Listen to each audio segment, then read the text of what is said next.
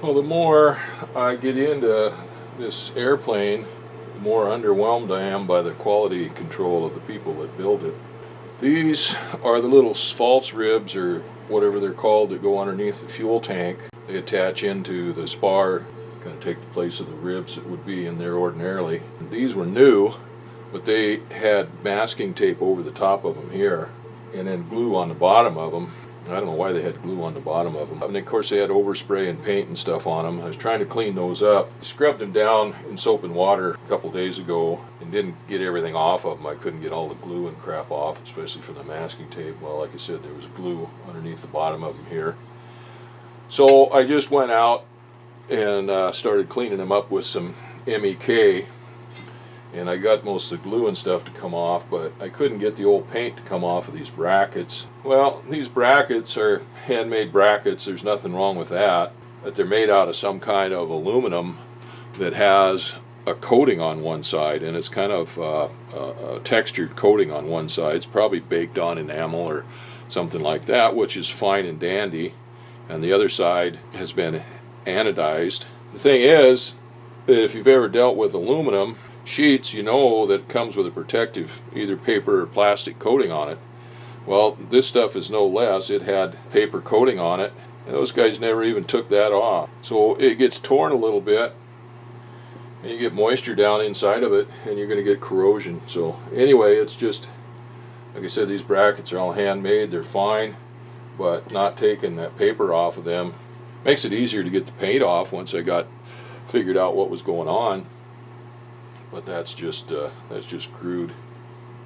Well, anyway, I got this one apart. I got the other one outside. I was washing it down with acetone, or with MEK, and I didn't want to take them apart. But this one of the brackets on it was loose and working, so I'm going to have to redo that. And they got taking them apart now. They got rough edges. They were just sawing off, and they weren't deburred or cleaned up or anything. So I take the file to that and deburr those. And then I'm going to go ahead and get some more primer and paint this before I put it back together with these tabs on it. So there's paint underneath the tabs here. Well, this is the hardware that I've taken off of the wing in the fuel tank bay area.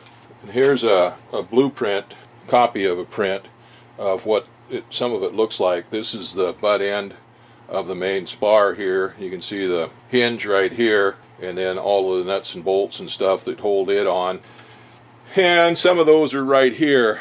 Looking at those, they're still okay, but the CAD plating is wore off of these, and they're in aluminum. And once the CAD plating gets wore off of them, it doesn't take them very long to rust, especially when you have dissimilar metal like the steel going to an aluminum.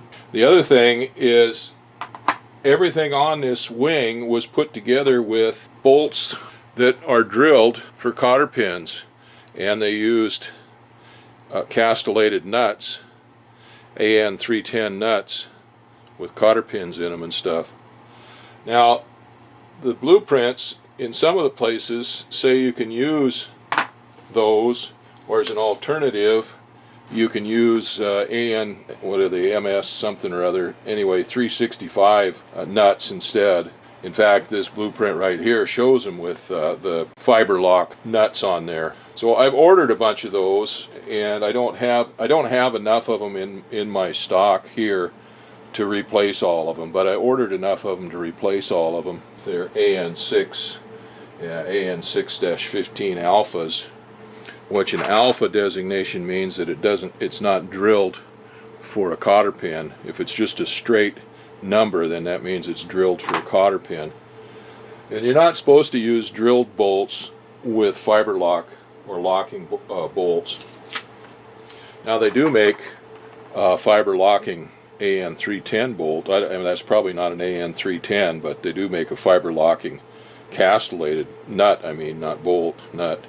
This is one of the nuts here. You can see how crudted up with paint and stuff it was. And if I start peeling that off of there, I don't know, maybe these nuts were zinc plated instead of CAD plated. They're outlawing the CAD plated ones now, and so they're going with zinc plated ones. But anyhow, I got new bolts, and I can get new nuts, and I put the regular fiber lock nuts on there and and undrilled bolts instead. I've got this drag strut right here that I took off, and that thing was really gnarly. It had about 4 layers of paint on it, and it had big gobs of paint. You know, you'd look at it and think, man, that thing is nasty, it's probably rusty and everything. Well, I took that off there and cleaned all the paint and stuff off of it, and then I sandblasted it just to clean it up a little bit more, and powder coated it with that corrosion resistant powder coat.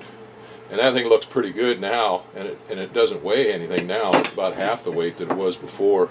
And then we got some of the brackets and stuff to go with that. So I was thinking about maybe putting it on. That takes an AN 5-7, and then it's got a little hole here for a PK screw. And that's on this end. And the other end, I'll have to find the blueprint here for the rear spar. Well, I got a little break, had a little bite to eat. Well, I was looking for the print that I'd printed out, or if I had a print out of the trailing edge spar, but I don't see it. I've got the leading edge spar here, but I didn't find the trailing edge spar. I'm going to have to go print it out. Well, I thought I'd look at these big prints that I had made to see if I had that on there, but it's not. This is prints for the fuselage. Had those up on the wall, but I had to take them down when I got done with the airplane. Well, this one shows the fabric, and this is where the handhole covers and stuff like that, inspection covers and things like that are on it. And this is the struts, the wing struts, and the jury struts, how they mount up. Well, anyway, those didn't do me any good right now. Roll those back up and put them away, but I think I have to go up and see if I can make a print of that rear spar hinge point. Well, I just went down to the hangar looking around, and I don't have the right bolts to put this strut in with. I don't have any AN5. I think I had one AN5-10, but I have no AN5-7 bolts. Got some of the ones I think that are supposed to go in this bracket for the hinge, but they're stainless steel, and I don't want to put stainless steel in there. Not on a structural part like that. I like using stainless steel in my float fittings and stuff, and as much stuff as I can for corrosion resistance or corrosion proofing, but stainless steel doesn't. I think they're like 65,000 psi rating on the bolts. Steel ones, AN bolts, are 75,000 psi. So there's enough difference on there for any structural part. I want to make sure I got the strongest bolt in there I can. I did go down and find a couple of new lock nuts for this rod here, for these ball ends joints. See, this old nut on there was pretty crusty. I run it in a wire wheel and got it cleaned up, but it's got some pretty good pits and stuff in it. So I found some new ones that got fresh CAD plating on them. Those will be better. I still need to order a new spring. This is the flap spring that holds the flap up, and then you pull against this when you put the flaps down. But that's pretty rusty. Still serviceable probably, but it's rusty. So, well, this is something unusual for Southeast Alaska any time of the year, let alone the middle of the winter. It's a beautiful day. The sun is bright, blue sky. Winter's back. Last few weeks have been pretty warm, pretty nice. Daytime temperatures were up into the 40s. Nighttime was just around freezing. Snow was just about gone. The driveway had all thawed out. It was getting soft and mushy just from the frost being gone out of it. A couple days ago it changed, and we got some heavy rain for overnight and for a day. Then it started to snow. We got about 3 inches of snow night before last, and then last night it just snowed pretty heavy. We got about 4 inches, so about 5 or 6 inches total on the ground here now. But it's beautiful today. It cleared off a little bit. It wasn't snowing all night last night because the moon was out part of the night, and now today it's just beautiful.